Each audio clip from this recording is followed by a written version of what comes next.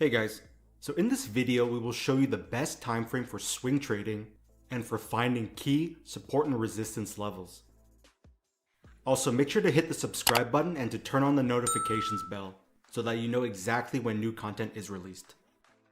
So from looking at the comments, a question that is asked over and over again from the last video is, what is the best time frame for swing trading and for identifying support and resistance levels? Also, right now, comment below on what topics you want us to cover so that we know what you want and we'll work our best to create those videos for you. So here on the Aussie-Swiss daily time frame, as you can recall from the last episode, we broke down how to identify support and resistance levels. And as a side note, our videos are designed in a linear fashion, meaning this video right now builds on top of all past videos. So make sure that you are all caught up so that you understand exactly what we are talking about. So again, here on the daily time frame, you will most likely spot support and resistance everywhere. You have a level up here. You have a level here. Another level here.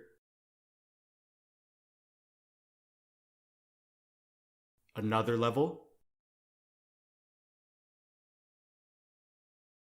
And another level.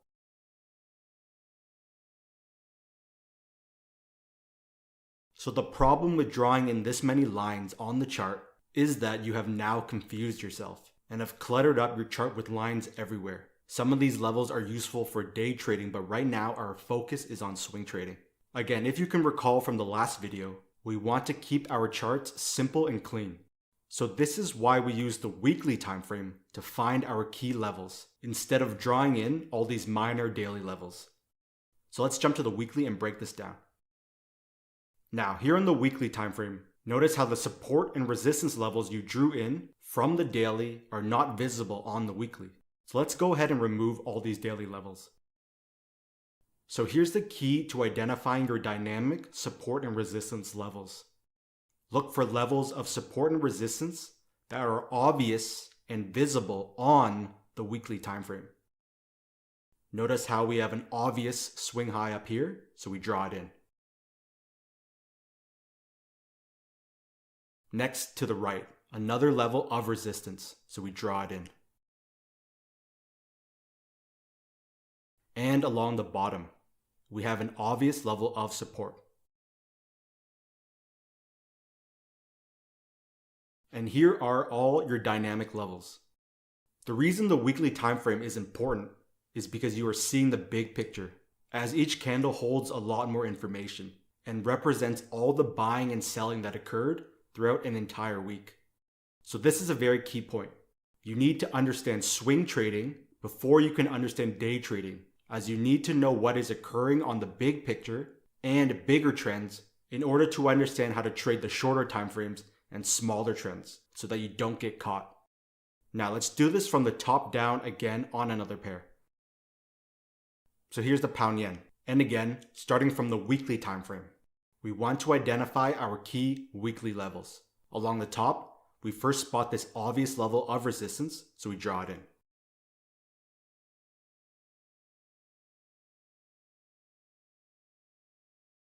Next, we spot this level here with multiple rejections, so we draw it in.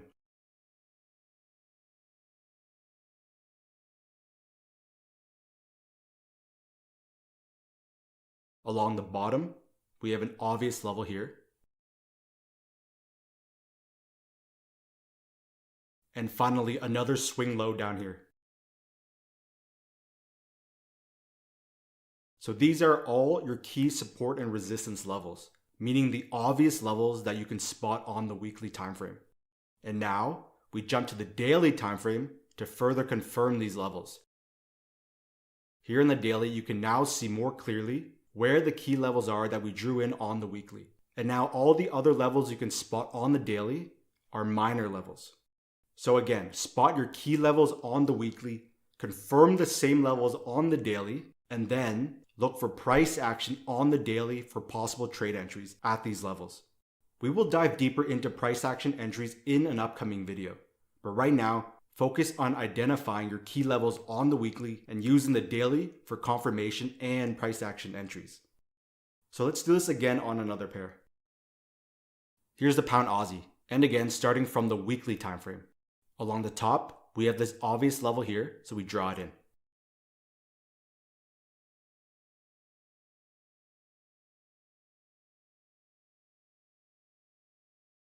Moving on down, we have this next level here with multiple rejections, so we draw it in.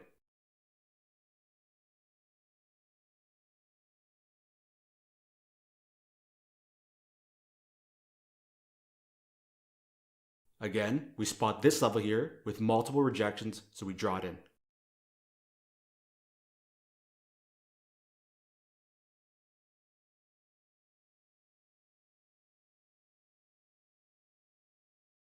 And finally along the bottom, and swing low with multiple rejections.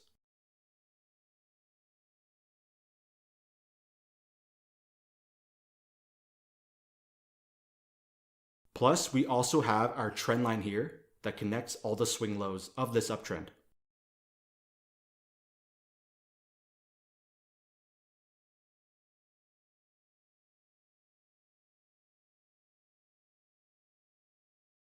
Now that we have all our key levels identified on the weekly, let's jump to the daily time frame to confirm these levels. So here in the daily, you can again see how the key levels you drew in on the weekly fall into place on the daily, and leaving out all the minor levels so that you don't confuse yourself. Price is currently pulling back to this key weekly support level here, which is also where the trend line lines up perfectly. So if we get good price action through this candle close, followed by intraday confirmation, there will be a possible trade entry long. Again, we will discuss price action entries in another episode. Now, before we continue, if you're enjoying this video and want us to continue to make more videos week after week, please hit the thumbs up button and also leave some comments below with your thoughts as well as what kind of videos you want to see. Now, we're going to show you a bonus technique through using the monthly time frame. So let's jump to that. So you can also use the monthly time frame to spot key levels as well. Using the monthly time frame to identify key levels isn't a must, because often, since the monthly is such a large time frame to use, you won't be able to always spot levels. But we're going to show you this technique anyways, so that you can use it if you choose.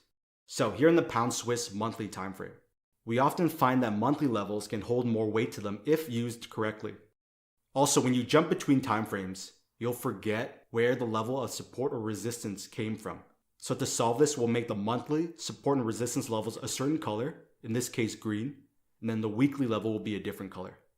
Again, starting from the top, we spot this obvious level up here, so we draw it in.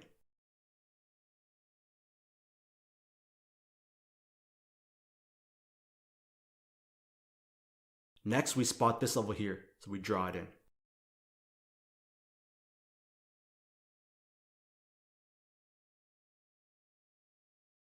Moving on down, another level with multiple rejections, so we draw it in.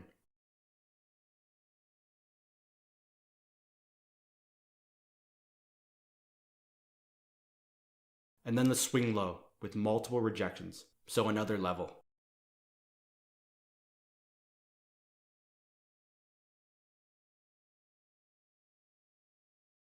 So here we have all the monthly levels drawn in, and we jump to the weekly to further confirm these levels. Now here in the weekly time frame, you can see how the monthly levels fit in. We also have this weekly level here, so we draw it in.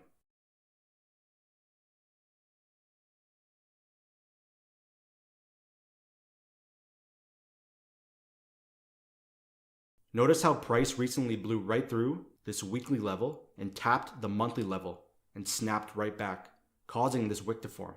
Now I'm going to show you how this played out on the daily.